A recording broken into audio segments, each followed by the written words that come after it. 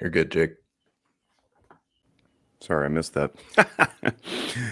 Welcome back, ladies and gentlemen, boys and girls, children of all ages, people from across the country and around the world, to the preeminent firearms and mental health podcast called Guns and Mental Health by Walk the Talk America. Yes, I just made that up off the top of my head. That's why I stumbled across it. I don't write anything down. Welcome. Thank you for streaming, downloading, listening. And today we have yet another Pro 2A guest. His name is Orrin Johnson. He's an attorney in Reno. And we have our whole slate of people with us, hosts and co-hosts. Eddie's back from taking his exam. Brandon is back from being on assignment. And we're all bright-eyed and bushy-tailed at 8 in the morning Pacific time. Orrin, how are you, sir? How are you? Thanks for having me. Yeah, thanks for coming in. Tell everybody what you do and who you are and why we know each other and all that stuff, beyond just simply being an attorney. So, is that not enough? How dare you? So I'm an attorney in Reno, Nevada. I've been practicing since 2007, almost exclusively doing criminal law. So I started out somewhat unexpectedly, quite frankly. I want to be a prosecutor like all the minority of conservatives who are in law school want to do, I think, at some point. I sort of lucked, as it turned out, into a job at the local public defender's office, which is not something I ever thought I would do. I wound up being great. I got a chance to, in the 5 years I was there, I got a chance to lobby a couple of sessions on criminal justice issues for the public defender's office. And it wound up being a really effective thing to do during the sort of Tea Party movement as a Republican, representing indigent criminals, basically, while talking about the Constitution. And it was a neat way to kind of shift from this sort of, right, left, Democrat, Republican conversation into one about freedom and liberty for everybody. I did wind up prosecuting. Being a public defender is hard work and burns you out. And so I prosecuted for 6 years in a couple of the smaller rural counties here in Nevada. One very rural and one the state capital, which is smaller, but kind of more suburban. And then about 5 years ago, I wound up going into private practice, where I do almost exclusively criminal defense. I take a few appointed cases. Most of my work now is just privately retained cases. But all told, I've been doing criminal law in Nevada for almost 18 years. We are very interested in that whole freedom for everybody, Constitution is for everybody thing. A lot of our Venn diagram of gun industry friends have a common overlap that we don't care who you are. We don't care what side of the aisle you are on. Liberty is for all, and the Constitution has enshrined in it the Bill of Rights, which is to shield government from overreach. It's not to give rights to anyone, right? It's to protect the God-given rights that we all have. And I'm curious how your experience went working with the indigent, because that's something I have a heart for too. I mean, we take all 5 Medicaid brands here at Zephyr, and I don't ever want to turn anybody away. And my message is very similar, which is this profession that I'm a part of should be accessible to all, not just the people with money. So talk a little bit about what your experience was, because I hear you coming out of law school a little tongue in cheek. You're like the minority of conservatives who we all want to go into criminal prosecution, right? But then you end up doing the flip side. And coincidentally, it's real similar to my story. I went into counseling school thinking I wanted to treat, just adolescents and families. And I didn't want to do that drug and alcohol stuff. And guess what my first job was? Working at a residential facility doing that drug and alcohol stuff. And it was the best experience I could have ever asked for. So, share a little bit more, if you would, and how that journey went. I think that's going to be interesting to people. Sure. Well, like a lot of sort of great careers, there was some dumb luck involved. So I was in the Navy. I spent 6 years in the Navy. I deployed 3 times. And while I was in the Navy, I met some hot chick from Reno, which is what brought me here. And so, as all stories go, and my wife's sister, was working with the husband of one of the senior public defenders. And so you just come up in conversation, and it turned into a job interview, sort of unexpectedly. I had been working in law school for a guy whose law firm did not so much criminal defense, but some family dependency issues. some juvenile stuff, that sort of thing. And so I'd already had a taste for that, and I love being in court all the time and all that. So you see the government trying to take kids away, and sometimes that's necessary. But I also saw during that time some real incompetence from the government. Some no offense to any social workers, Eddie, but some great ones, but also some really, really incompetent ones who just were not trained to do what they were doing, but were doing it for the children. So God bless them, and they could felt like they could do whatever. And so you saw not just people twirling their mustaches, but you saw people with all the best intentions doing real harm to real people. And that sort of gave you a passion. But I still didn't imagine that I'd be a public defender. That was for hippies and burnouts who couldn't get real jobs. And so I wound up being offered to just go to coffee with a woman named Maisie Pusich, who was fantastic, who's one of the senior deputy public defenders. Then she told me to bring a suit, which I did. Christmas, my last year of law school, turned into a job interview, which turned into a job offer contingent on bar passage, which I was pretty proud of because they didn't usually do. In the meantime, I applied at the DA's office, and somebody was looking out for me because they just lost my resume, and it turned out that wasn't a super happy place to work. And so, sort of, I really do feel like I was kind of getting funneled into the right place at the right time, and it wound up being good. And so then, as I was at the public defender's office, I was certainly friends to a lot of the DAs. I saw some good ones. I saw some truly awful ones. Same thing with police, all that sort of thing. And so, you really see and understand why the system needs to be pushed against, and why it's important for the system to push against itself to some degree. And so the opportunities that we had that I've had to do that, I think, have been really fantastic. What I guess what we heard what brought you to Reno, and but what got you into law in the first place? So when I was in high school, I was on the debate team. I enjoyed it. I love the concept that I'm not trying to just argue with somebody to change their mind, because that doesn't usually work. But I love the idea of trying to convince a neutral third party about something, because that much more often works. And I was good at it, and all the rest of the stuff. And the other thing is that I was, my childhood wasn't awesome. My parents got divorced when I was a pretty awful divorce when I was 9. While I was in high school, I had to run away from home because my stepdad was beating me up. I was couch surfing. I was doing all this stuff. And so, when you go put on a suit as a high school kid and go debate and talk about high level policy stuff, even though, probably cringe a little bit if I went back and looked at some of that stuff, but that's where it is. You realize that you can go kind of do anything. And I had a friend whose mom was kind of super involved in the Republican Party. I didn't consider myself a Republican then. It didn't matter. She invited me to a Lincoln Day dinner. I met the governor, and it was just one of those moments you're like, oh yeah, he's just a regular guy. I can kind of do that.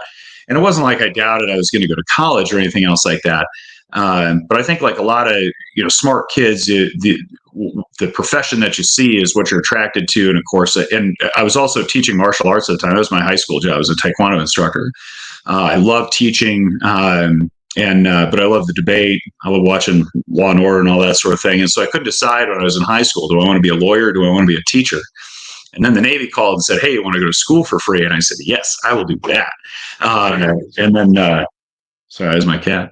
And so then I wound up, doing the Navy thing. And then that question came up again when it was time to get out. And I certainly decided that it was more lucrative to be a lawyer, and certainly easier, if I decided I hate being a lawyer, to go be a teacher than the other way around. And so that's how I wound up here. We've asked other veterans on this show before, did you join to escape a crummy situation at home, or did you join because you really wanted to go sail the high seas and do all the things? So it wasn't so much of an escape, because that was already happening. When I grew up in South Dakota, and back then we were all fairly feral. Even my friends who had better home lives, We were all fairly independent. I mean, I got my driver's license when I was 14. Most of us did. We had the means to get around, the ability. Even if one of us didn't have a car, somebody else did. All of us had jobs. It was sort of pathetic if you didn't. And so most of us had our own money. I got decent grades. I knew I'd get into the University of Minnesota, which is where I wanted to go. And so, that sort of wasn't the issue. Part of the issue, though, is how do I get to the point, which is sort of unformed, but I didn't want to have the life that I had with my parents. I want to have good relationships. I want to have stability. I want to have those things. But the other part of it is that the Navy was attracted to me because I was kind of a Star Trek nerd, quite frankly. I love the idea of I devoured it. I love these ideas of leadership. I love the structure. I love wearing a uniform. When I was teaching Taekwondo, that was another kind of formative thing where you really realize, hey, this sort of rank structure matters. It's beneficial. It's helpful. The discipline, all the rest of those things. And then you couple that with, the science fiction nerddom, where I had friends that put on fake uniforms and want to go to conventions and that sort of thing. I'm like, how about we do it for real? I'll put on a uniform and go step on the bridge of a ship and give a command, and the ship will move or shoot a gun or do something cool. And that's exactly what I did. And so I had a lot of friends. And then, of course, the ROTC scholarship did not hurt. But I had a lot of friends. I graduated from high school in 1994. Who grew up with Top Gun. Everybody wanted to be a pilot and everything else. I didn't. I wanted to drive a warship, and that's what I did. And it wound up being a really fantastic experience. So it did serve as sort of an escape in that but I don't like to think of it as so much as an escape as a funnel for additional opportunity. I mean, I literally saw the world. I circled the globe 2.5 times. I've seen places I would never see. I went to 14 countries before I even got a passport, which was stupid, by the way, but I should have gotten one earlier. But the Navy takes you everywhere. I got to lead boarding teams onto smuggling ships like a pirate and work with Navy SEALs. I mean, I got to do all kinds of super fun stuff that doesn't even seem real to me at this point. And then when I got done with my 2 ships, and 9/11 happened on right after we got back from my second deployment. I wound up in a job that I thought was just going to be marking time while I prepped to go to law school, which was running a reserve center. But from 02 to 04, some stuff was happening around the world during that time. We were mobilizing a lot of reservists, and I was managing a reserve center with 600 drilling reservists and about 20 full-time staff. And so I also really sort of enjoyed the independence, the personnel management, all that kind of so-called boring stuff that wound up being really important, just taking care of people. Because we had a lot of reservists with all kinds of problems. You'd have all kinds of, and regular sailors on active duty too. Same problems everybody else has: drug use and stress and depression and bad breakups and everything. It would run the gamut. Domestic violence, we had to deal with it all. And while it's not fun when one of your sailors gets arrested or somebody tests dirty or something else like that, it's also rewarding to navigate well, to try to set people up for success, to try to make sure that if you can, that a mistake is not the end of it, and that people grow from it, that people have the opportunity to change, to fix themselves, get better, all that sort of thing. I think a lot of the fight that Mike and I have battled over the last few years is to make it okay for people like you just described, who are either active duty or reservists or veterans who are out, run-of-the-mill, run-of-the-mill people in everyday jobs, to go seek assistance and help when it's needed, certainly in the mental health realm, but otherwise as well, financial or what have you. And I'm wondering if you've seen, because I know you're still in touch with a lot of the folks from yesteryear, and you rub elbows with the veteran community. Like, over the last 20 years, have you seen a shift in attitude? Like, are people more likely to say, I have a problem, I have an issue, I need help? Or is there still the resistance? And maybe you didn't even see that resistance, because the way that you just rattled that off, it sounds like it was pretty commonplace to deal with these things. I just don't know how much change has happened, and also what I guess what the attitude is these days compared to quote unquote back then? So it's an interesting question because the landscape of the military has changed, which is, I think, more, you know, it's less a matter of attitudes shifting than the reality on the ground shifting, and people had to deal with it. So when I joined the Navy and started college in 1994 and started with my ROTC unit, nothing, there's lots of things going on, I guess, around the world, but we weren't really at war. And so 20 years had passed since Vietnam. People had recognized that Vietnam veterans had been treated very poorly. There was much more recognition with respect to PTSD, and it wasn't just shell shock. They weren't just being wussies or stuff like that. But nevertheless, you get sort of this aging Vietnam veteran community. And then you had the 80s and the whole rah rah G.I. Joe and Top Gun and all that sort of thing, which frankly I think is preferable to more of the navel gazing. Navel gazing is important to some degree, but the rah rah stuff matters too. And so people felt a lot better in the 80s about military service and wanted to do it and felt supported and all that sort of thing, and were especially proud during that decade. And then the Cold War ended. And so now all of a sudden, and I maintain the peak of our civilization is 1991, when the wall fell and we didn't have something to push against anymore. At least not, we do, but it wasn't quite so clear. So then we have this 10-year period where, in fact, one of the reasons I got my scholarship is I was sort of too late applying for it, is because they were shutting down ROTC units. The whole peace dividend after the Cold War, and they realized they cut too deep, and so they opened it back up to people who were may have been interested. It again worked out for me. So I graduated from college in 1998. I went to Surface Warfare Officer School in Rhode Island. I went to my first ship in Hawaii, and we're sailing around. We went to East Timor, and right after the Indonesians had burned that place down, and we painted some orphanages and did some stuff.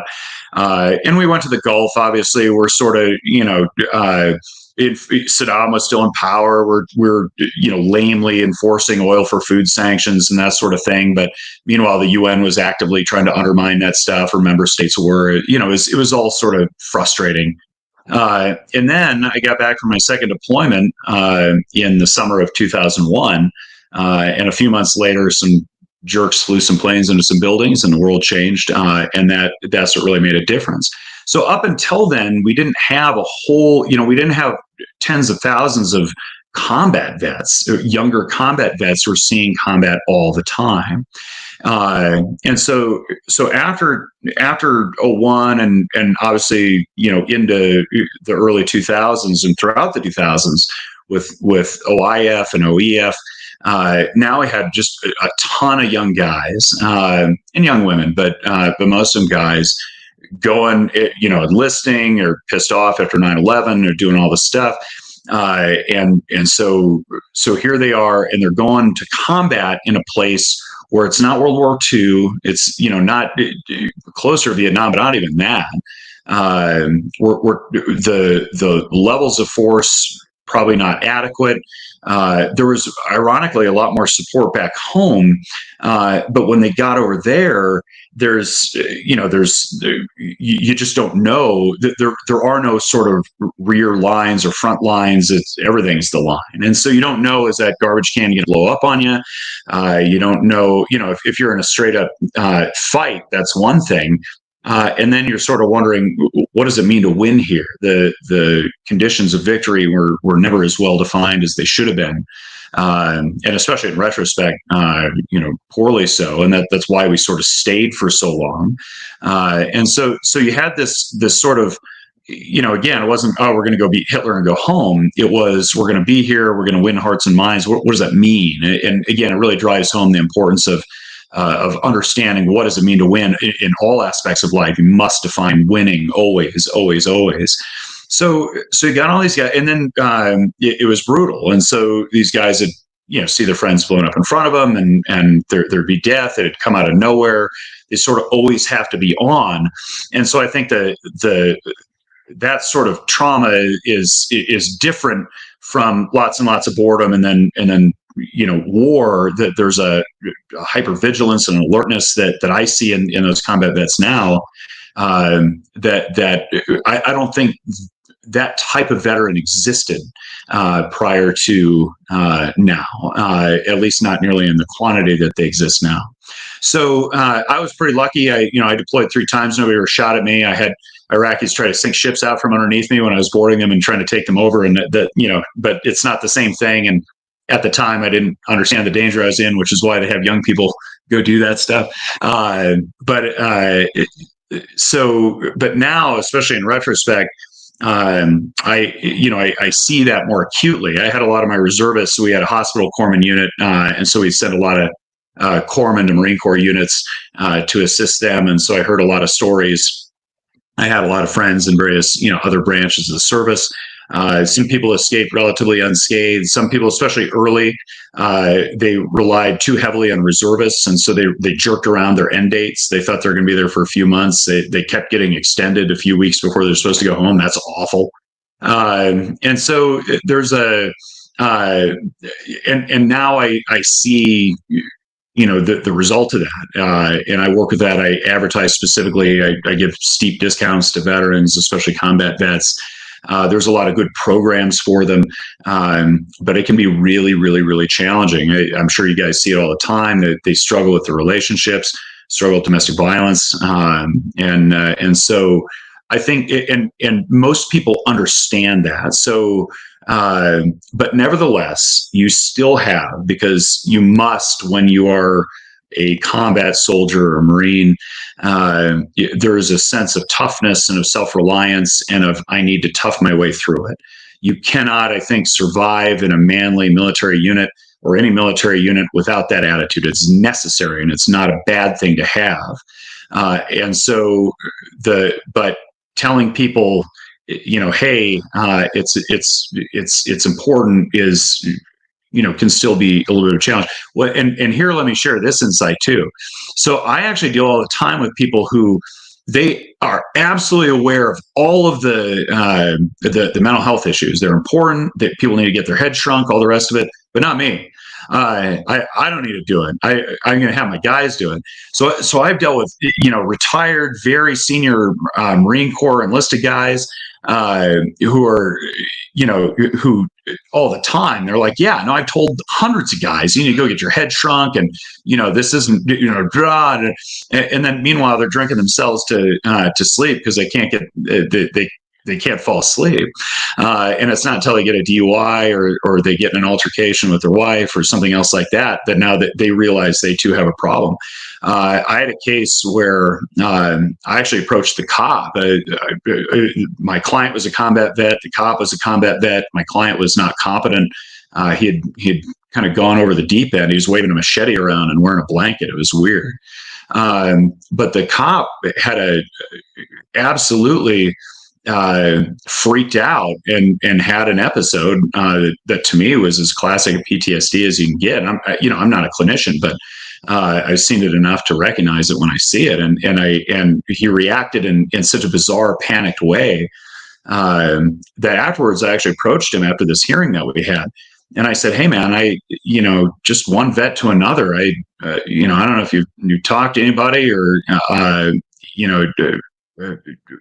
about this, and he was so angry with me. He was like, I was on the mental health committee. I've sent more people. I know what PTSD is. Not everybody goes to combat as PTSD. He was rageful. In fact, a year later, we had a really nice conversation. He told me he wanted to punch me like he'd never wanted to punch anybody else before. And so it's not that it's not recognized as an important thing. It's that internalizing it and saying, hey, I probably need to go do something and take care of myself. That's the bridge that's too far. I'm the same way, quite frankly. I've never been to therapy, and I probably desperately need it. And again, nobody shot at me. I don't have combat issues. I've got childhood family issues and all that sort of thing. And stuff that, and I think probably everybody benefits from just some mental health maintenance. And I joke with my clients all the time about what a hypocrite I am when I'm telling them that they need to go to mental health treatment and all that sort of thing. And usually they appreciate that. But that's what I see. That's the challenge that I see. It's not so much that other outside people are pressuring them against going to it. It's that internally they don't want to believe that they're the ones with the problem. That soliloquy was probably the best cultural overview of the military that I've ever heard. And I have done a ton of military cultural competence courses. Um, the, just getting the bird's eye view of like what has shifted and the idea of what combat constitutes these days, and the directionless, missionless deployments, the constant shuffling or shifting of the goalposts on when you're going to get out or go back. I mean, the stopgap retrieval, you didn't use that word, but I remember that pretty clearly. I never considered that. I never considered that the very idea of doing service in the military has completely changed in the since 2000, right? So that was really illuminating. But to your point earlier, I don't know if you, maybe this is just my confirmation bias, but he said winning must be defined always. And for me as a clinician, that's something we do with our treatment plans. Is we say, hey, what brings you in today? And they go, bleh. And we go, okay, that's probably the problem, right? And then we go, what do you want to do about that? And they go, bleh. And that's probably the solution to the problem. If we don't have that clearly defined, people stay in treatment for way longer than they need to. And then we create a dependence and we make them feel good after they come in. But the goal is not to feel good one week over the next, it's to solve something. And I think our field needs to take a lesson from that and realize that, you know, to draw a crude metaphor, we are in combat against this person's struggles, and we need to define how victory looks at the end. And I think we're just very poor at that. So thanks for bringing that up. I know DB and Brandon had something. Go ahead, I wonder too, that for a long time, my dad was an alcoholic, and I got drugged to, Alakid meetings, and my mom went to Al-Anon meetings like forever just because she liked it and felt good about it. It was weird. It was unhealthy, I think. But there's also this idea that I don't think is necessarily wrong, that a lot of these mental health issues and addiction issues in particular are chronic. And so it is, and once you internalize that, I know a lot of my clients are like, well, it's never going to go away. So what's the point? And I can't afford it. I can't, that sort of thing. And so I agree with you completely, and so, from my perspective, I have sub goals, right? What it means when a client comes into my office, it's not just the mental health, it's that, they got arrested. And so I have a shorter term goal of, hey, let's get you through this without a felony conviction or without domestic battery convictions. We can protect your gun rights. We can protect your career. We can protect all kinds of other stuff. And in some ways, it's life-saving for my clients to get arrested, because now they do have a definable win, and then they can kind of take it from there. And then I get beyond my competency a little bit with that. But a lot of the programs that we have, drug court and that sort of thing, again, you successfully complete it, you graduate from the program, it's another win. There's probably other stuff that needs to happen. And I compare it all the time. I had some spine issues a couple of years ago, and I'd never done physical therapy before. And now I use that as a metaphor, and that seems to resonate with these guys too. Where, I just got to keep working out. Otherwise I'm going to, problems are going to come back, and then I feel better when I do. And so there's some of that too. You mentioned that point on defining the win, and that was, and Jake commented on that as well. I mean, part of our treatment plans, part of my first conversation with everybody is, what makes life meaningful, and how do you know when you're on the path or when you aren't? And it never ceases to amaze me that people will come in to have this conversation, and I'll ask, what makes life meaningful, and they'll say, I don't know. And that's a fine answer. I mean, if it's an honest answer, that's great to get to that point. But it really highlights, okay, well, how do we define the win? And that becomes really the initial question here, is if we go into these scenarios and we don't have an aspect of where we go from here, then, I mean, where do we go from here? So, of course, why else do we come into therapy? I think that's a great reason. Have a sense of defining what that win will look like. We move from there, and then we can shift that goal over time. So we talked a bit about that, and I was also kind of looking through the feed here as well on the live chat, and great question. I mean, if you, for example, you're getting some of the therapy, you're getting stuff, you're getting some opioids maybe in treatment. If you're getting therapy while you're in, and what happens when you get out and those opioids are discontinued? And there's a lot of guys who have had that experience when they're maybe doing some.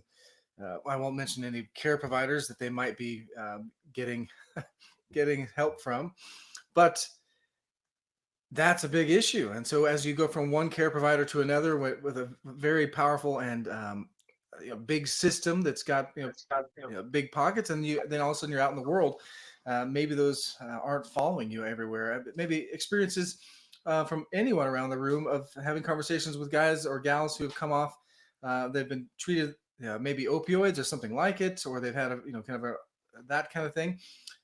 How do we define the win when you're in the world now? You're not wearing the uniform. You don't have a clearly defined set of what do I do from here, and what does it look like? Anyone? Definitely Orrin. Well, I mean, I deal with the criminal law is really about addiction. About 80% of my cases are, and that's being conservative. And so, for me, I don't know. There's become a sense almost.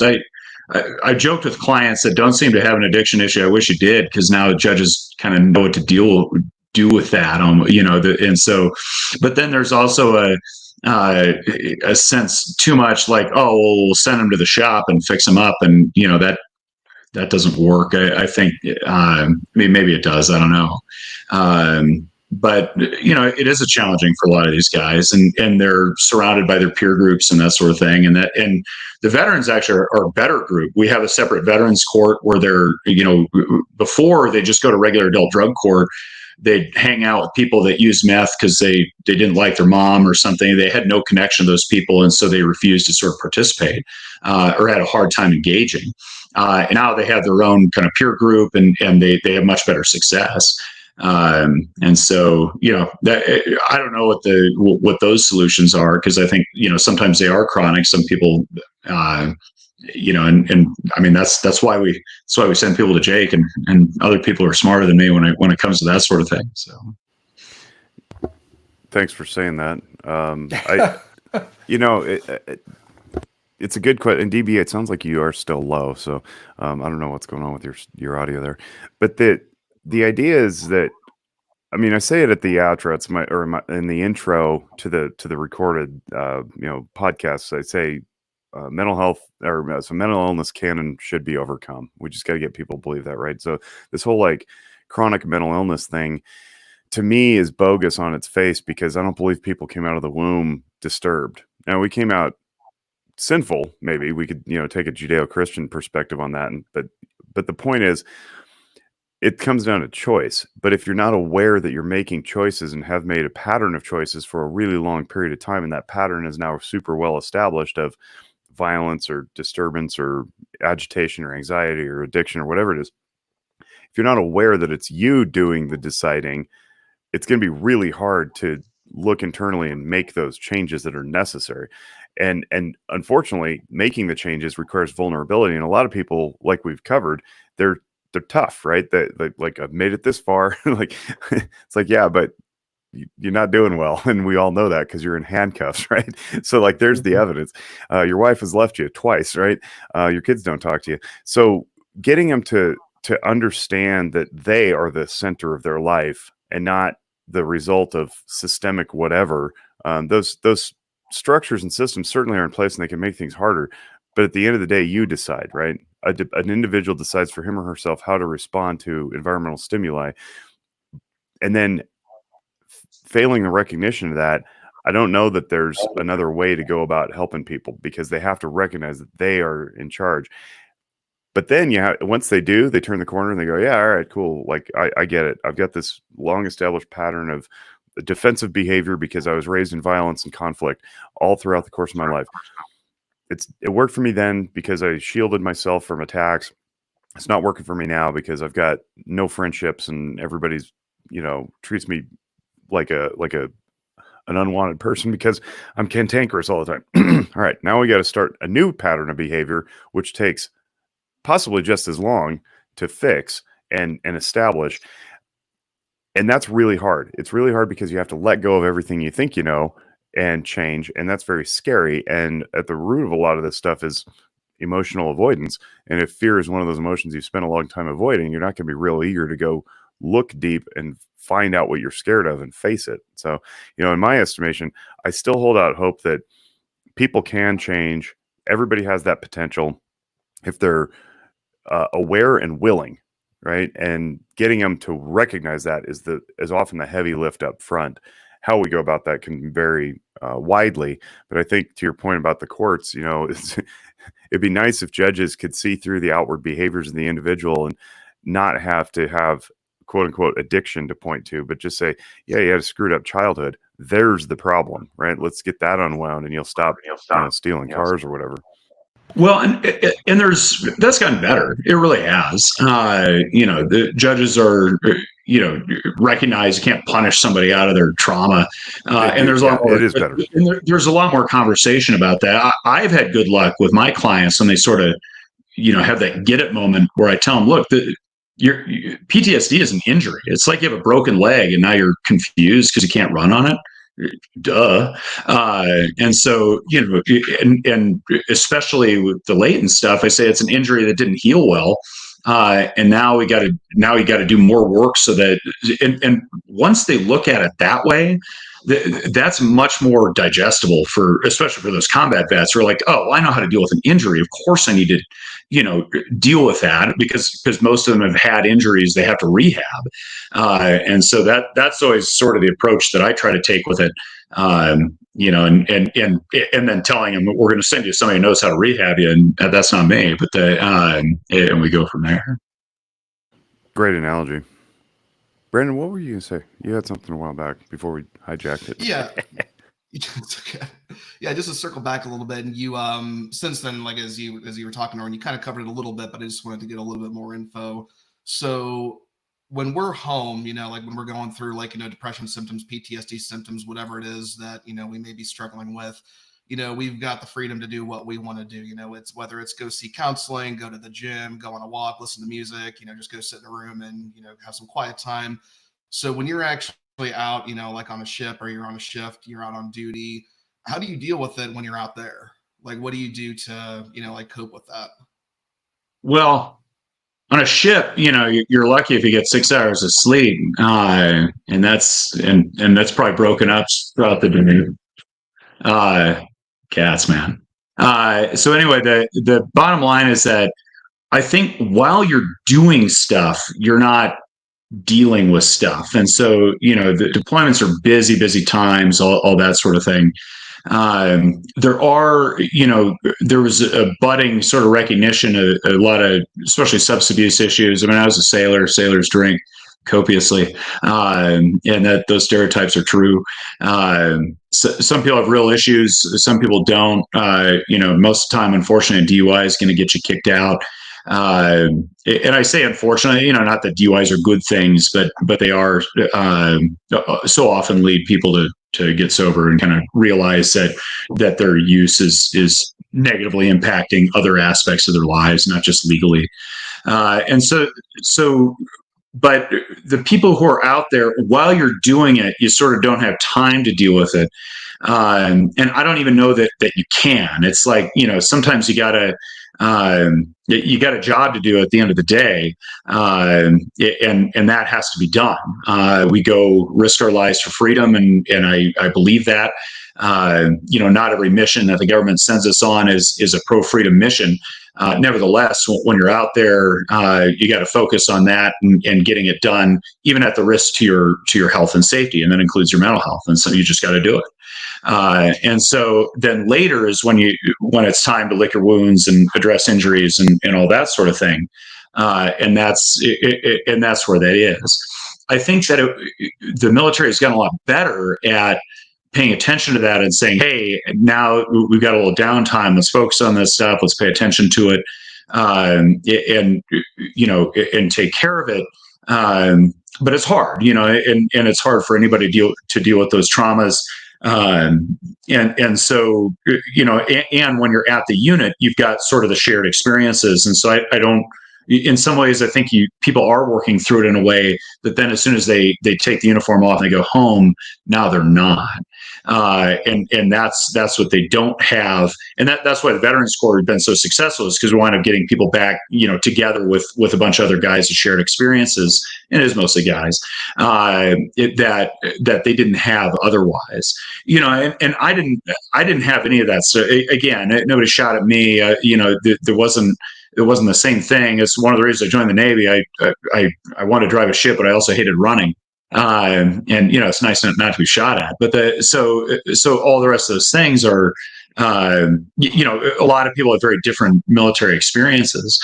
But even with that, I get home from an underway longer than a week, and I'd be uncomfortable sleeping in my bed. It was too big. It was weird. And I think about, like real combat vets and just stuff like that, how that must feel. Or, you go get a regular job and people are kind of slacking, or they're dressed in a slovenly way, or, that sort of thing. It's frustrating, because, the standards are just lower and all that sort of thing. And so, the question is a good one, and it's discussed, but it doesn't really become real, or the injury doesn't manifest itself, I think, in a way that is recognizable to most people, I think, until you're out of the situation and the pressure's off. And so, because when the load's on, we can deal with it, right? We got the adrenaline going, we got the, we dig those reserves, we do whatever. So we can even do that for a decent period of time. But then, it's just like, whenever I'm, working up for a trial, I'm super busy, I'm super stressed out. I don't get sick during those times.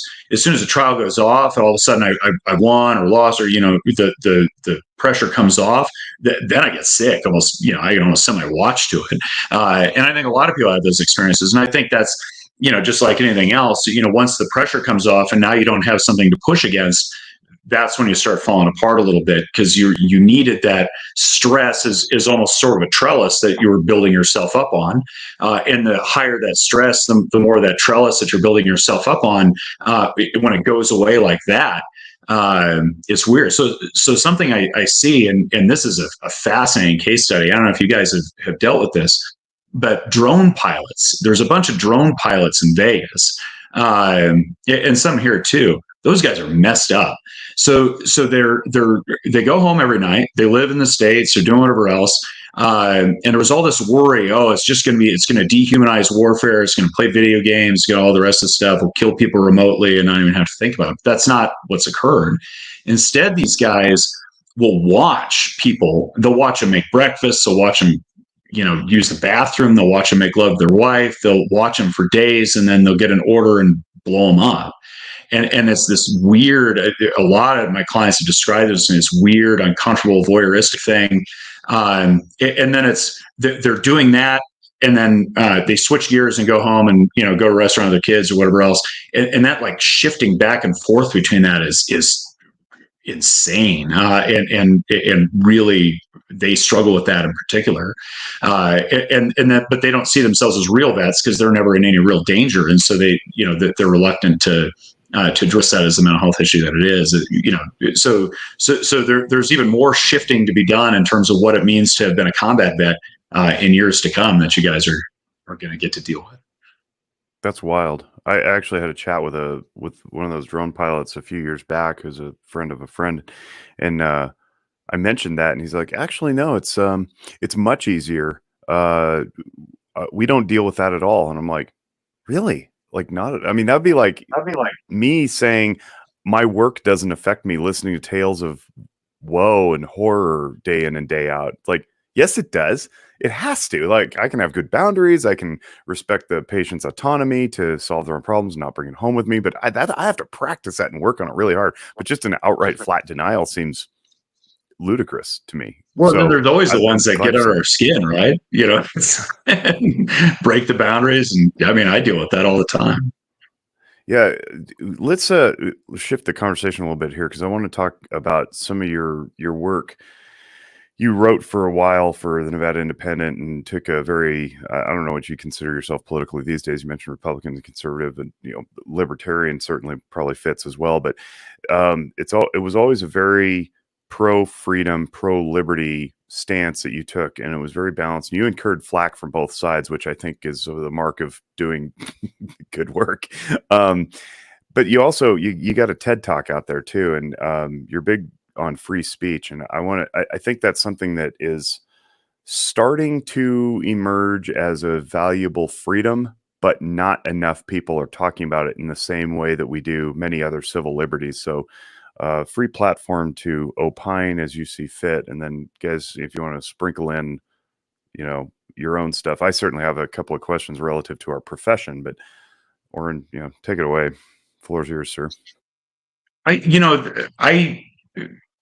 COVID in a lot of ways sort of radicalized me in sort of unexpected ways, and really what we saw was the terrible destructiveness of when the government comes in for our own good and takes away freedom, and everything about that turned out bad, everything, and so. And at first, I was, for a couple of months, I'm like, hey, yeah, let's, do everything, and then to me, the military, we thought even under Clinton, Saddam had biological weapons, he's going to shoot them at us. And so we all had gas masks and all this stuff, and, trained how not to get anthrax and all that sort of thing. And so the idea you slap an old T-shirt over your mouth and that was going to save you from a virus is so patently absurd, and it was so frustrating to see all that stuff. But then also when the governor is just spends a year and a half just making edicts, and they were so obviously foolish and hypocritical and favoring their political stuff and all that. But the biggest thing that was frustrating me was now this adoption, this idea, oh, you're hurting people if you say the wrong things, and that was insane to me, because when I gave that TED Talk and I talked about, hey, we need to hear the bad stuff too. I didn't think that was controversial. When I was a kid, nobody would have argued with that, no matter who they voted for. And that TED Talk was pre-COVID. When I gave that TED Talk to a test audience of college students, they were sort of baffled by it. And I have a closing line in there about, hey, you want Trump to decide what you're allowed to say? And people are like, well, maybe. It was melting their brain. It was just bizarre to me. But the thing that, and so now there's been a much better debate about it. It's sad that we have to renew this debate as if we've never had it before in this country or anywhere in the world, about the importance of free speech. Because it's not just whether, what's dangerous or what's not. It's who gets to decide what's dangerous and what's not. That finally is becoming part of the conversation. But what's not part of the conversation is, and this is what frustrates me, is that I want to hear the bad stuff. I need to hear the bad stuff. I want to drag people into the sunlight. I want the Illinois Nazis to be dragged into the sunlight, and I want them to be seen, and I want them to be exposed, and I want them to be understood. And so, because bad things grow and fester in darkness, and we all know that. And there's so many other outlets that if you ban people from Facebook, they're going to go find some Reddit room to go chat in, or something else like that. And so that hasn't fully come up yet. For me, all my life, the best way to convince me of something is to make a bad argument on the other side of it, always. And so I want to hear the bad arguments, because to me that's what's there. And so many times, it's sort of a race to the bottom of who has the worst arguments, because most politicians are really, really stupid. And people who make so their whole identity and lives about their political tribe are equally stupid. And it's impossible for them to get to a sort of coherence, because everybody makes mistakes, everybody's corruptible, all the rest of those things. And the tribalists refuse to see that and only want to assert it on one side. And so, again, we are healthier. I said this about Trump. I said it about Obama. I'm saying it about Biden. I say it about everybody. Those guys do themselves no favors when they surround themselves with yes men. The best thing that could have happened to Obama is if he would have been a better president had comedians been making fun of him all day, every day. Instead, they're afraid to do it, and so he didn't have that again, that sort of pressure and the stress and the resistance that we all need to grow and get better, just like we're lifting weights or anything else. Same thing with Trump. Obviously, he had a lot of resistance. It was so over the top that it was easy to ignore, and he didn't have it in his inner circle.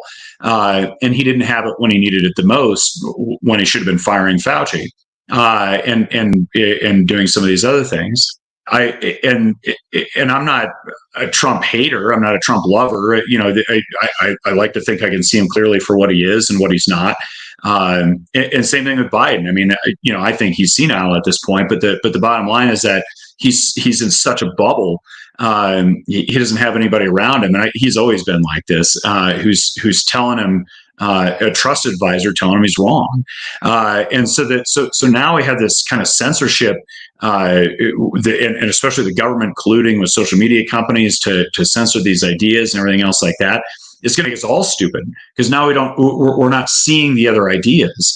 We need to see bad ideas, and that's the part of the conversation that's missing. And I hope to see more of it. Oh, DB looked like he was leaning in to say something. Oh, I mean, just where to start. I mean, unfortunately, we're at a spot now, right, where bad ideas are all that we are allowed to see, right? And so we're in this spot that now we've cleared the field of all competing ideas, and which was a bad idea. And so therefore, well, what ideas get left? Clearly not the intelligent ones, because we need to ditch those. Thanks for everybody for paying attention, since my volume was apparently low. Apparently my volume is my first time on a podcast. Good now. But so we've cleared the field of the intelligent conversation, and in fact we've come to a position where people are afraid for their careers. They're afraid for their livelihoods if they have a contrary view. And it's a case for my license. It's a case for every license here. It's a case for attorneys. It's a case for medical practitioners, that maybe there's something else that could be the case here. And that's terrifying. I mean, for almost all of us, it goes directly against the ethics that we all studied under. And so what a fascinating time to be in a position where we really have to come up against this. But if you're going to be the first one out of the gates, as Jordan Peterson would be a great example of. Now, we're not in Canada or Canada. Sorry. Those who don't know, I've spent a ton of time in Alaska, a lot of time, but so many Canadian friends. So all my Canadian friends who know me well, Canada is a joke. Obviously, Canada is an amazing place, and I have all great hopes that you guys return to your freedoms. He's trying not to get canceled right now. Yeah, exactly. My major Canadian audience. But so Jordan Peterson is a great example, where he was the one who stepped out in front, and without anybody else there to his left or right at that time, he got clipped. And that's the position that most of us are in, except we don't have a massive book deal. We don't have a tremendous amount of millions behind us where we can just say, well, okay, cancel me, and I'll just go sailing, and I'll just retire or whatever. Most of us are cancelable for real, and that would mean we don't have food the next month for our family, and that's where they get you. There has to be a mass, at least of a few people. It's also basic military tactics. If you can snipe individuals, it terrifies the troops. Snipers are terrifying. How do we get to a place where more people have that intelligent pushback? Well, go ahead, Orrin. Courage is contagious, right? And I said COVID sort of radicalized me, and I was, I wanted a private practice because I didn't get a promotion in my last job that I should have gotten, and they went about it in such a crappy way. It was upsetting, and it felt like a betrayal. And it was the best thing that ever happened to me, as often those things are, I think. And one of the great things about it, and especially during COVID, I was like, oh my God, thank God that I don't have a boss. I'm my boss. I can make these decisions. And both professionally and personally, I'm in a position that I can push back. And so I remember right before the first time in Nevada when they dropped the mask mandate, a few months before that, I just quit wearing it. Anywhere I could get away with it, including court, by the way, where I could get in trouble and I could be held in contempt and put in jail. And so and a judge yelled at me. I'd put it back on, but whatever. And then I wore these super meshy ones that nobody was saying anything about. But I remember this one cop coming up to me and demanding to know. I was just in a hallway of a courthouse. Where's your mask? Or why don't you have your mask on? I said, because it's stupid. And then he was in diapers when I was wearing a uniform. This kid, I could see it. Oh, he loved Boston attorneys. Or I loved it, and it was what a lesson in power dynamics and all the rest of the stuff. But I didn't wear them in stores. I didn't, I just didn't. And I walked with purpose. I walked as if there was no big deal. And I had people come up to me and take their own mask on and said, you know what? Yeah, it's nice to see somebody's face. I'm like, just do it. What are they going to do? And so, and so, because I was in a position where I didn't have a boss, somebody's going to fire me, any of the rest of the stuff. Clients that come into my office or in 2020, 2021, and said, please take that damn thing off. We need to have a conversation. I had tons of business in 2020 because clients couldn't meet with their public defender because they were government employees and all the rest of the stuff. And I said, you're looking at decades in prison. I want to see the face of your lawyer who's sticking up for you. And people loved it to a person. There wasn't a single person I had. My wife had a few clients. She has a different type of law who are sort of, but the vast majority of them, we never closed. We didn't wear masks. We stayed open. We did all the rest of the stuff. We killed no grandmas, and that's where it was. And I was writing my column at the time. I was actually getting pushback from my editors about why is every one of your columns the same? I'm like, because nothing's more important right now.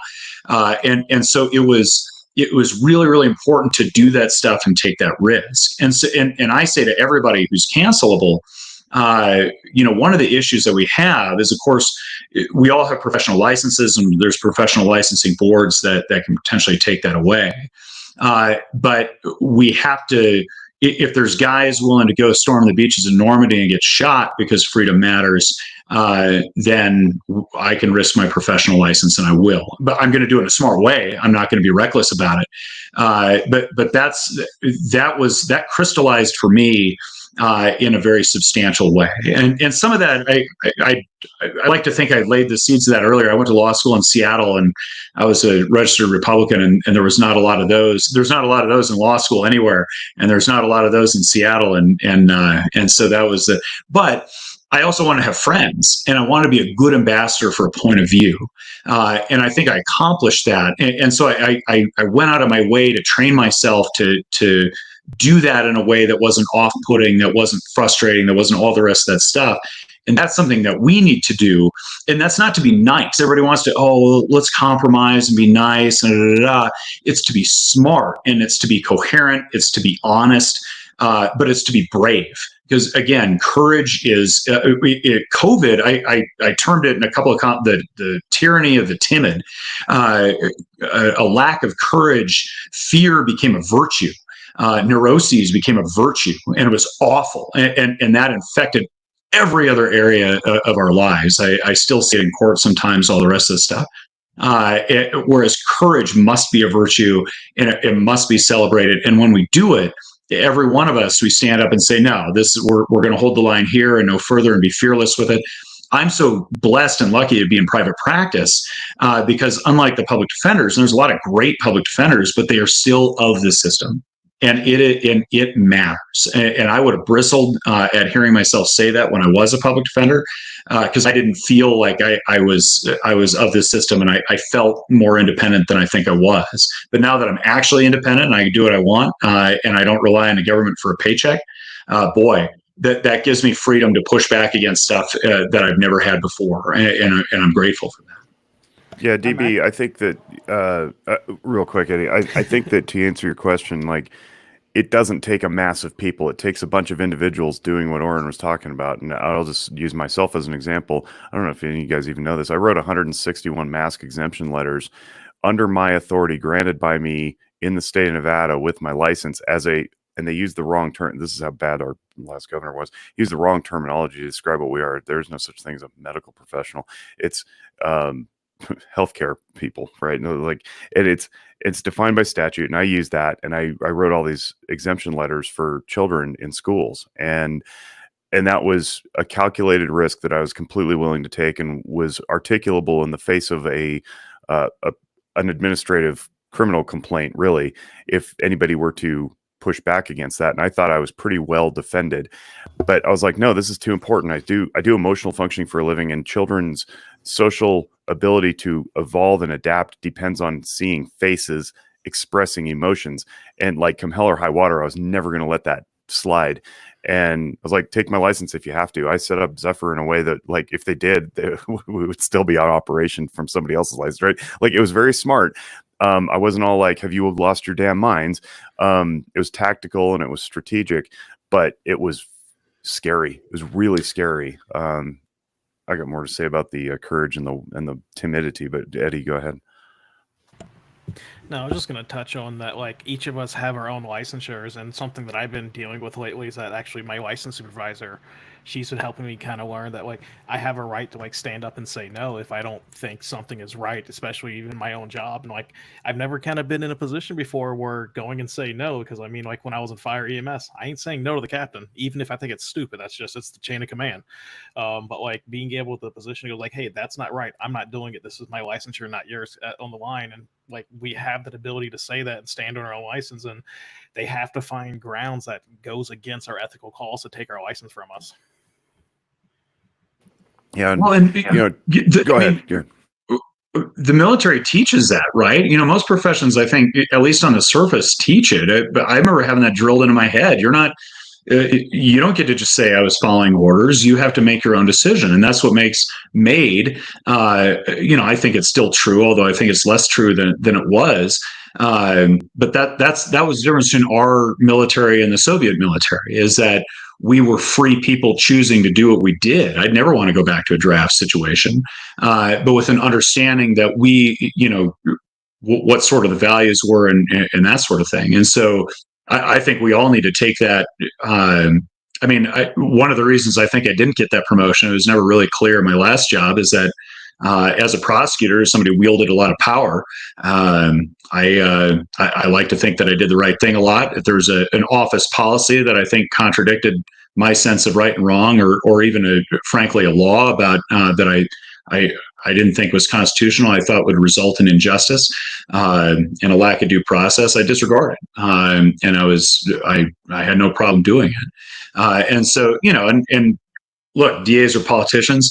And so sometimes that doesn't square. But again, that's part of the courage of it, is being willing to do it and having a plan to do it. That's the other part, is that I think most people don't think about it. They want to think that their boss is going to do the right thing. We all need to be prepared for our boss or our licensing agencies or whatever else to not do the right thing, and know what we're going to do when inevitably that happens. And that I think is something that we all need to train ourselves better about, in being prepared for that, I think, inevitability.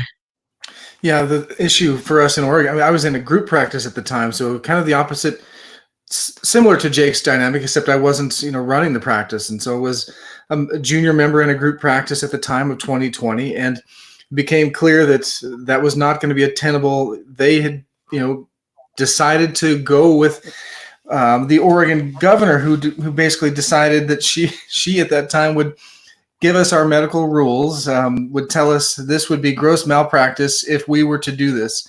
So she threatened every one of us with loss of our careers, and most of us went with that. I mean, I do like getting groceries. My family does count on that, and so that just meant for me that my exposure with that group practice, first of all, they made the move that, finally, we've been checkmated by the governor. So that's when I walked. And I think so much of 2020 to 2023 even has been a great awakening. I mean, I'm actually really, other than the destruction of marriages, families, careers, I mean, massive amounts of stuff that I would like to see, and I hope that we never get into the position of, anybody see that we need to declare a COVID amnesty? I think it was back in 2022, and basically, like, let's forget about the last 2 years. You said some things, or we said some things, like we forced you to lose your career. On both sides. Yeah, we forced you to lose your career, and you didn't wear a mask, and we argued about it. Remember when we said, it was kind of like the same thing back and forth. It was such a clarifying couple of years. that I think it sparked fires where I don't think that I don't think they planned ahead at how codifying this would be for opposition. And so as I look at where society goes from here, that's a fascinating one. How do we, in a First Amendment position, I won't say Second Amendment position. I think the First Amendment is where we present our point and we present it loudly, firmly. We continue to move forward and say things that are disagreeable. That likely and hopefully ever presents a Second Amendment kind of response. I don't need to parse any words any further than that, but at some point, there gets to be this. We're going to come back after you. This kind of tit for tat and babies in bathwater thing. I wonder if that's an interesting, or rather, I know it's an interesting thing. How do we move from a position of feeling pressed to moving to a sense of I need to defend your right to disagree with me? And how do we do that? I mean, is that something you deal with? I guess not when presenting cases, but maybe from a philosophical position. How does one go from feeling like they have been oppressed and then not do the exact same thing in response? So it's hard, right? The American Revolution is so extraordinary in history because it was one of the few where it wasn't, most revolutions throw off an oppressive system and replace it with a worse one. I mean, that's the history of revolution. That's communism. That's Cuba. That's Russia. That's everywhere. And so part of it is having a plan, defining winning, right? What does it mean to win? If we're going to throw off oppression, winning is not replacing it with some other oppression. In Nevada, our local Republican Party, decried the smoke-filled back rooms, not because they hated smoke-filled back rooms, but because they wanted to be the ones filling it with smoke and being in the room. And they're terrible. They're worse than the ones before, and they weren't great. And so, and then you have what should have been in 2020 an election all about COVID and the response to it and all that sort of thing. You had Trump bragging about how he was the COVID warrior and continued to employ Fauci versus Biden, who is and the Democrats are complaining that Trump was not authoritarian enough with COVID, even though he was the authoritarian we all need to fear, which was just the disconnect on that was so bizarre to me. And so you still have it, right? Like, again, I'm not a Trump cultist. I'm not a Trump hater. He's just a guy. Seeing him, basically brag about the vaccine rollout that I think is, has a lot of issues. And so now we see, look at pop culture. This is fascinating to me. You would think in pop culture that there's lots of pop culture about World War II, lots of pop culture about Vietnam, nothing about COVID. You'll get little kind of hints of it here and there in some dramas and stuff, but nothing. Nobody's wearing a mask. You're never going to see a movie about it. All the rest of the stuff. The culture is what matters, and culture is decided. I'm not going to talk about COVID anymore. It just doesn't count. And Trump, because it doesn't help him, he's not talking about COVID anymore. So, and that's part of the reason why our governor, Sisolak, was the only governor who got fired over COVID, and barely got fired over COVID. And so whereas the governor of Michigan, you got Oregon, all these other people ought to have been just 20 years ago they would have been out on their bums. They wouldn't have dared do what they did. And so that's part of the problem. With some of the rest of the stuff. So culturally, politics is always downstream from culture. And so culturally, we need to be the ones reminded, but it has to be, and that's why I agree with you. Amnesty for the Faucis of the world is absurd, but it's sort of already there, kind of culturally. It needs to be a warning, and we need to be constantly reminded of it, I think, but in a way that doesn't feel, Karen-esque, I guess. I don't know. It's unfortunately the sort of the pro-liberty side doesn't have a lot of the the cultural levers right now, and that's part of the problem. I want to see people making movies about the stupidity of COVID, because I think you can make compelling cases. You make amazing comedies about how absurd everything was, and that's where it is. And we're starting to see the underground stand-up comedians and some of that other stuff. It's happening, but I'm hoping that's what it'll be. But Woody Harrelson tried on Saturday Night Live about a year ago and got fried for it. Right? He came out and was like, imagine this script where he's like, I got a script where the government locked everybody down and they forced them to take drugs that they didn't want to take. And he's like, and I threw it straight in the trash because who's going to believe that? And it was like, why Japan? And some of us chuckled. Hey, Orrin, how often do you come across in your line of work like 2A rights defending? So that's a good shift. So I just had a major one. Hold on, I was like, hey, Chewbacca, I'm trying to do a podcast here, buddy. Good boy, come on. All right, sorry, he's whining at me. Anyway, so I just had, I still have it. It's still ongoing. So I want to be a little cautious about how I talk about it. But it was originally charged as an open murder case. I had this kid who's 19, who's walking down the. Oh yeah, no, I didn't name my kid Chewbacca. I was walking. My guy was walking down the street. He was 19. He was accosted by these 3 other kids who made fun of him. They admitted under oath at a later hearing that they were looking to start a fight with him. My guy's small. And he was carrying a Polymer 80, so it didn't have a serial number, that was perfectly legal 11 months prior to that date. And then Nevada outlawed ghost guns. And so that made that weapon illegal. He was also 19. Nevada requires you to be 21 before you get a concealed weapon permit. So he could not have gotten one, was carrying it concealed anyway. So these kids accost him. One of them pulls a knife on him. They also had a BB gun that looked for all the world like a regular gun, as most BB guns do. Although he didn't actually see that, but he certainly saw the knife. His brother was with him. His brother saw the knife, and within about 30 seconds of that, and this kid again admitted he denied being armed, but he admitted under oath at a preliminary hearing that he was trying to get my guy to fight, and my guy was trying to walk away from the fight. But obviously, you don't want to turn your back on a deadly weapon. So then, about 30 seconds later, their dad, who's fresh out of prison and high on meth, sees this altercation with his boys, right? His 2 biological sons and this other kid that was close to them, and they were all, 2 of them were 17. They're big. They weren't children, and so he sees it, gets angry, comes rushing at my client, yelling, "You want a piece of me?" Kind of thing. And then, according to his sons, he just reached down and was pulling up his pants.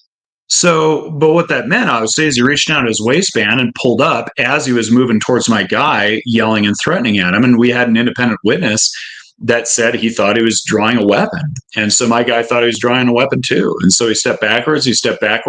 The guy kept coming towards him. He reached down to his waistband. He pulled, and my guy pulled and put a bullet in his chest. He then stepped back. He reholstered his weapon.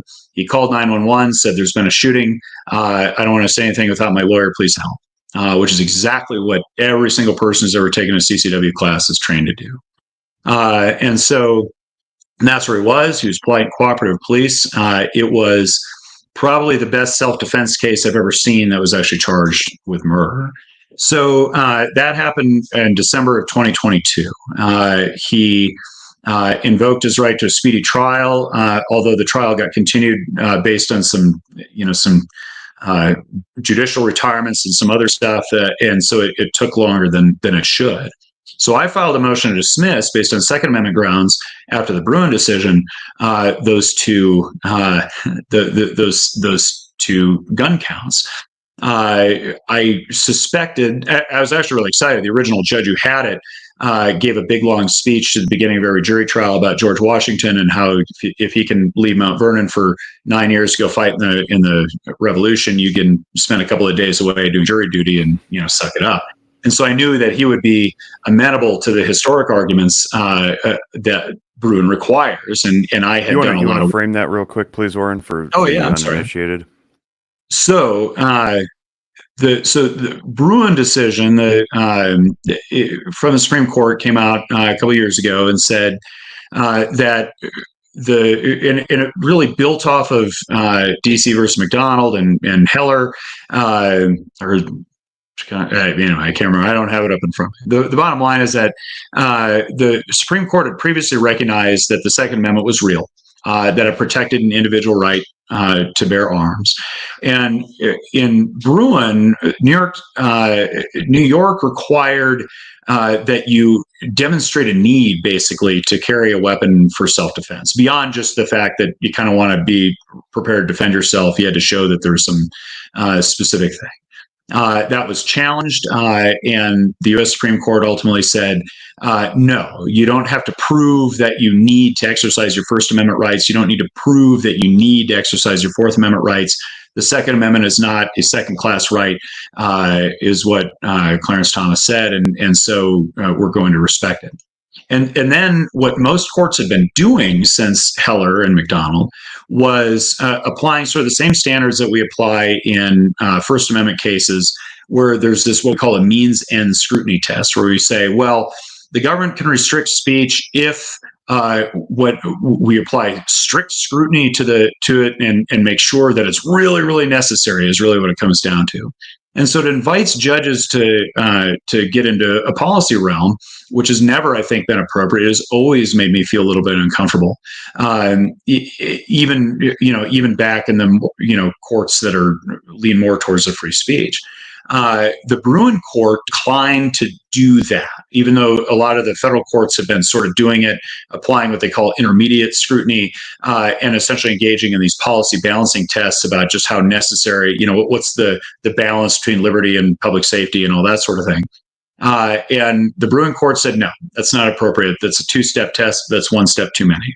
So instead, they said, look, we read constitutional amendments with their intent and meaning at the time that they're ratified in 1791, and so we're going to look at the history of what people would have intended by that amendment in the 1790s. And so now courts are required to undertake a historical analysis of founding era laws and say, if the founders would have been okay with this type of firearm regulation, and sometimes it's by analogy for lots of reasons, then we're going to be okay with it.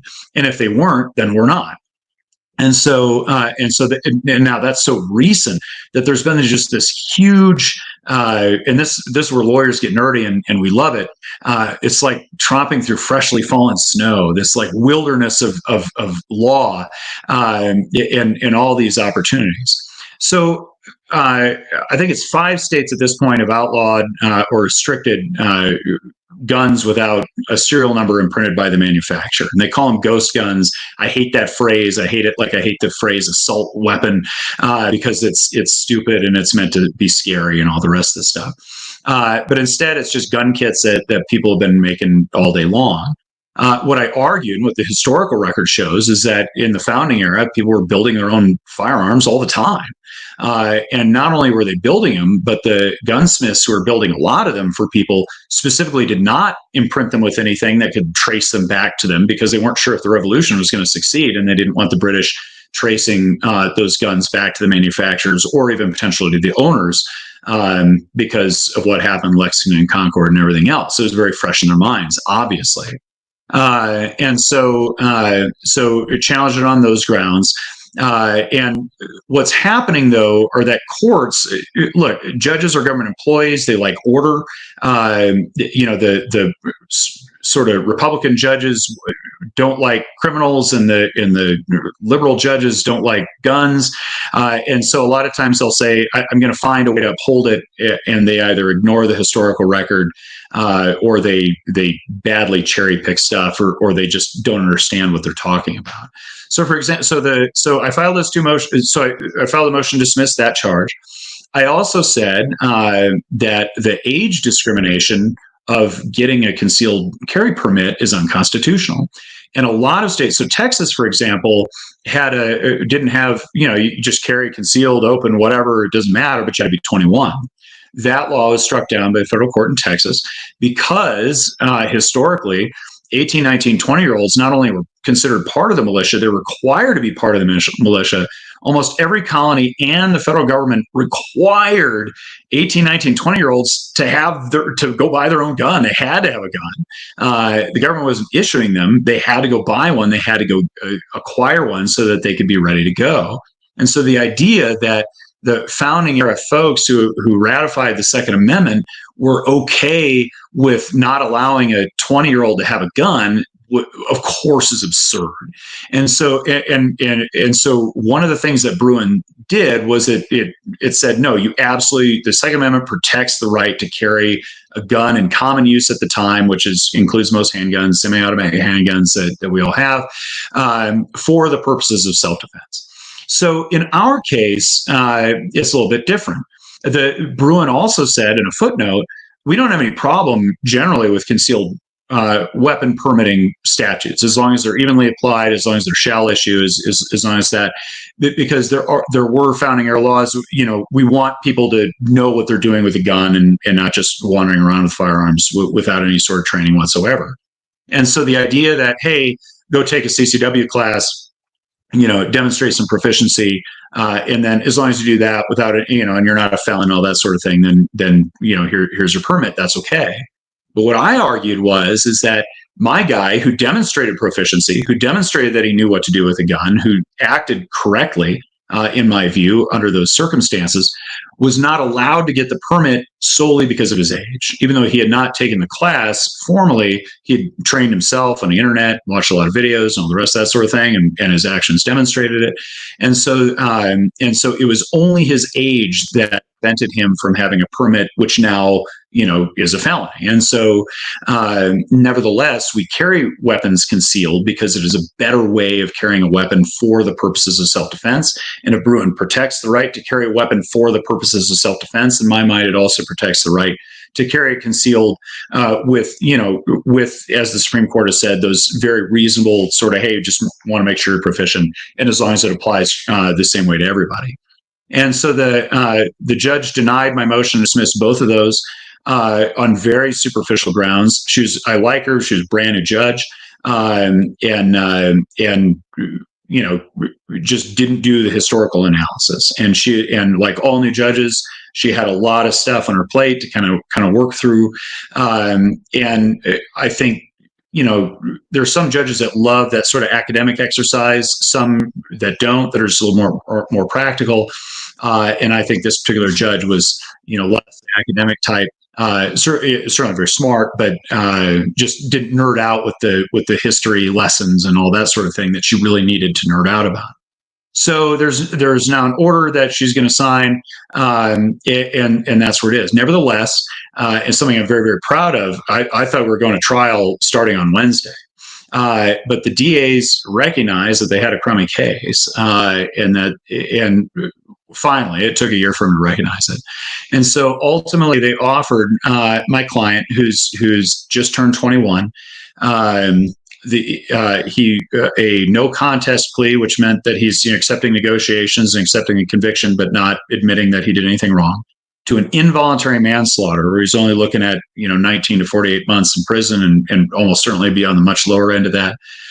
And he also pled no contest to the 2 gun charges, with the express reservation that we are permitted to appeal those issues on the constitutional grounds. And so, he was reluctant to take it, although if a jury had decided that he was guilty of murder and that it wasn't self-defense, that was the rest of his life. And so, these are the reasons why we negotiate cases of this type. And obviously that case is ongoing, and I'm not speaking out of turn. I mean, those are the facts, and that's where it is, and those are always the considerations.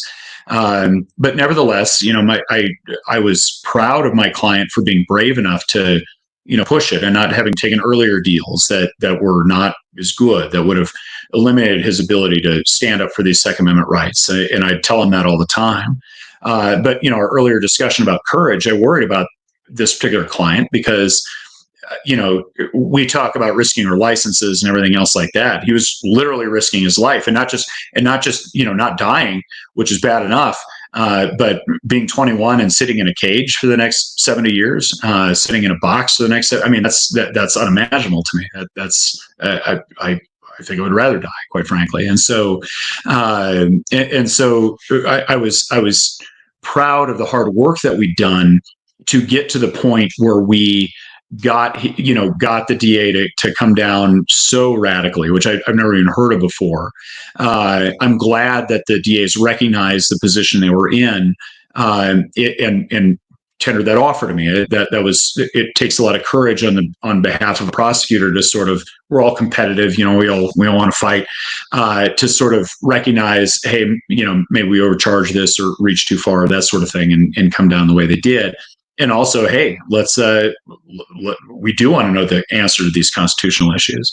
And so I've actually been really immersed in the Second Amendment stuff for the last year, as we've been litigating this, as we've been dealing with this in a case that, in my mind, is as classic a self-defense type of case as you're ever likely to see, where literally these random strangers accosted my guy, and then he felt reasonably that his life was being threatened by this methed out guy fresh out of prison, who I think was about to beat the hell out of him, and I think may actually have had a weapon. And so that's where it was. And so now we're going to appeal this. My client's set to be sentenced in April. We are going to immediately, of course, appeal as soon as we get that judgment of conviction to the Supreme Court, and take these issues there. And I've got some work to do to get in touch with some advocacy agencies, and hopefully I'll get some amicus assistance and that sort of thing. But that's what I've been doing to the Second Amendment. Well, that's a pretty good place to stop, I think, and we should. We were chatting in the sidebar here that we should have you back to discuss some of these laws that we hear about from across the country that do infringe on our Second Amendment rights, including, including Hawaii, which just apparently decided it's not part of the union anymore, or something like that. So I think we're gonna wrap for now, but we should do a part 2 in the not too distant future. One of the things we try to do with these podcasts is make them evergreen. So if 2 years from now somebody listens, they can still take something away that's practical and tangible and applicable to life. And I said to DB, I said, to me, law is always evergreen, because it's always changing, always flexing, and you can always look back at the historical discussion of something and bring it forward, and possibly apply it in whatever day you may be listening. So I think we should do that anyway. And it's just so rare to get to discuss and nerd out on legal things. It's the mental health podcast, but laws govern our mental health stuff too. So real quick takeaways as we run around. Let's start with Kevin. He always gets overlooked. No, it was a great conversation. I like the early part where we say, like, a lot of people keep themselves busy when they're struggling with something. Maybe that explains why when my wife's dealing with something, the kitchen's a little cleaner.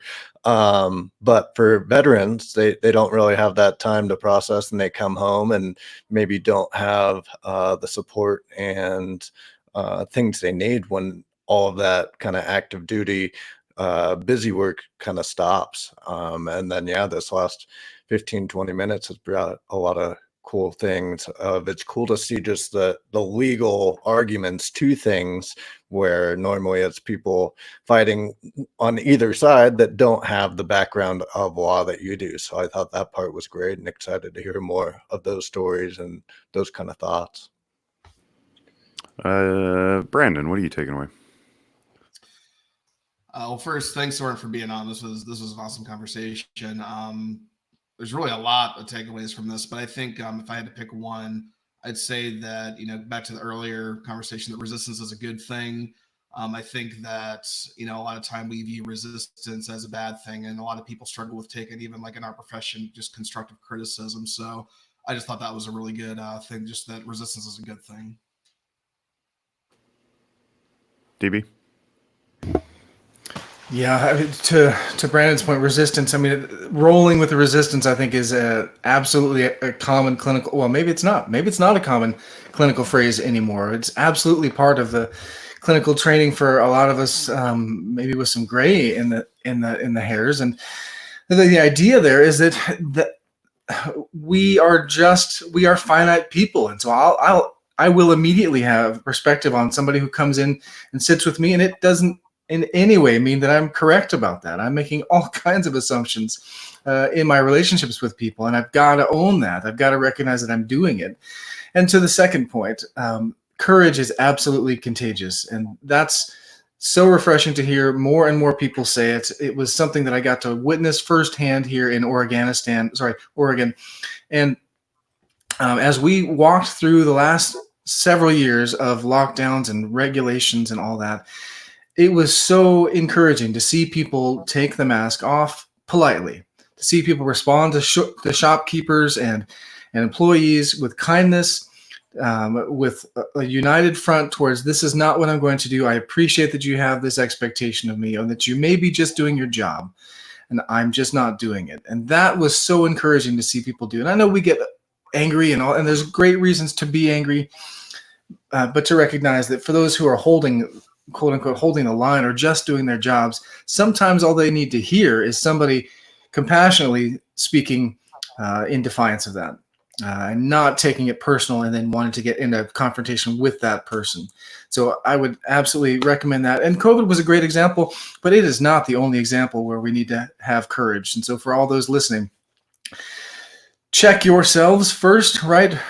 Recognize the resistance sometimes is us. We are the ones in the way of ourselves or in the way of others. And have courage once you've given yourself a quick gut check. Eddie. Orrin, first off, thank you for coming on, and if the schedules align, I'd really hope we can have you back and continue discussing things. We've had a couple lawyers on here before, but you've really delved into the law and kind of gave us real, actual cases and stuff. And it's encouraging to hear that there's, excuse me, there's lawyers out there that are, defending these rights that we hold so dear. And just like the real cases of like this is an actual person's life that you're dealing with, and it's an ongoing case. So good luck to you, and good luck to your client with this and everything that he's going through. I couldn't imagine just facing one, losing my rights, or two, just having to sit in a box for 2 years just for defending my life. It's unthinkable that there are actually people out there that are going to punish this young man for that. Anyways, as a takeaway for this, just as you were speaking to earlier, just standing up for your own rights, standing for yourself, and kind of like I spoke on earlier, knowing that you are a professional, knowing that you have the ability to stand up for things and when actually to draw that line. And I think we as society need to just keep that in mind, that everyone has their own breaking point. We don't say grab the pitchforks and go go play France for a day, even though it is kind of entertaining what they do every couple years. But what I am saying though is just like know where your line is, and to have the ability to stand up for yourself, stand up for your fellow man, stand up for your community, stand up for your family. And I think that's what we should take away from this. Mike? Yeah, my takeaway from this is I want to kind of concentrate on the last 10 minutes, right? Like you said some really interesting things that I think put it in perspective. And I think when we argue about Second Amendment rights, and it's like you said, know what you're arguing for, like have an idea. And I think about that story and all the hypocrisy and irony, right? Like you even saying like he couldn't even take those that he couldn't even carry that gun because of an age restriction, but he could do pornography, or he could do all these other things, right? He could vote for a president who could be in charge of all of us, but he's not allowed to exercise that right with that particular firearm, or take that class. And I think that these are the things that as we, the 2A community and people that really defend the second, need to be we need to address these things, and we need to have better arguments when we go against people to explain this to them, right? I've always felt like the Second Amendment community has done a horrible job of arguing their side and why, and we get frustrated, right? Because people don't understand. But the way you put it, to me, I think it would make sense to everyone. So that's my biggest takeaway. There's still a lot of examples out there. We have a lot of wins, but we still take losses, and this story, man, really hit home of why things need to change. We got rid of teaching kids about firearms and kind of having that culture. And then every single anti-gun person I talk to is always like, people need more training.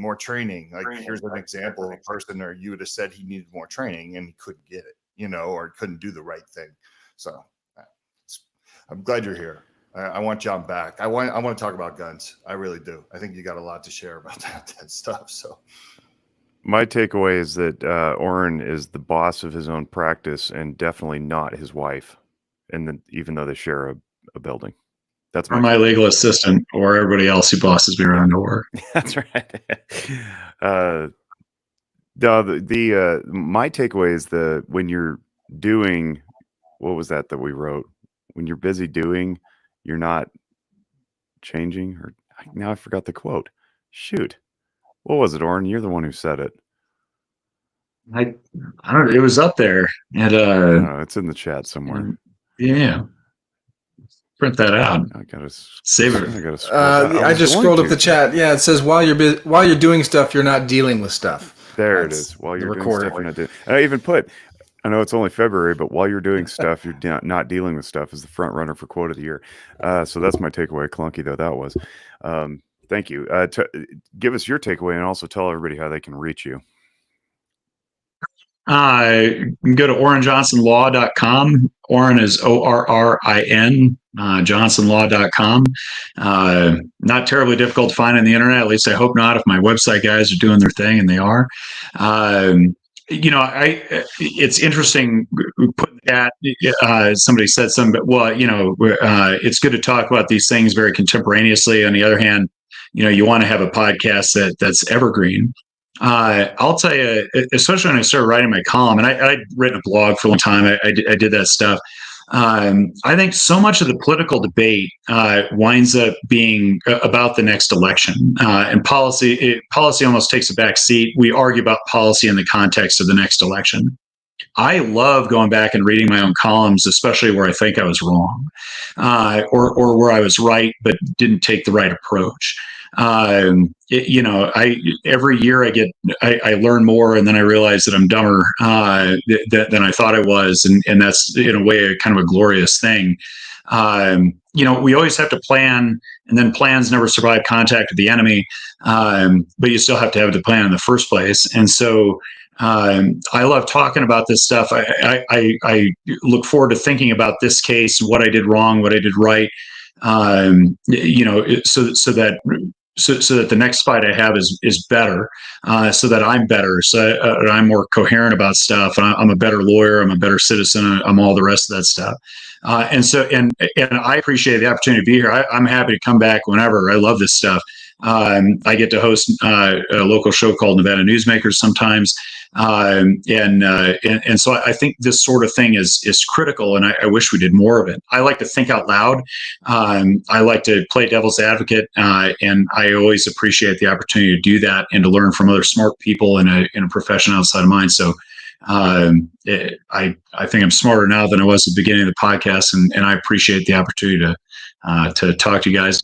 Thank you. Thanks, Orrin. Appreciate you and all our support and sponsors. You can go to their websites. You've heard their names throughout the podcast. If you're streaming live, you did not. So Chattanooga Shooting Sports, Ruger, Arms Corps, NASGW, USCCA, and hopefully coming on board soon, a handful of others to help us advance this cause and get the information out there. So please share this around if you like it, and if you learn from it, we certainly would appreciate the exposure. We're trying to make Earth better, one soul at a time. So on behalf of our entire Walk the Talk America family, we wish you all great mental wellness. Bye-bye.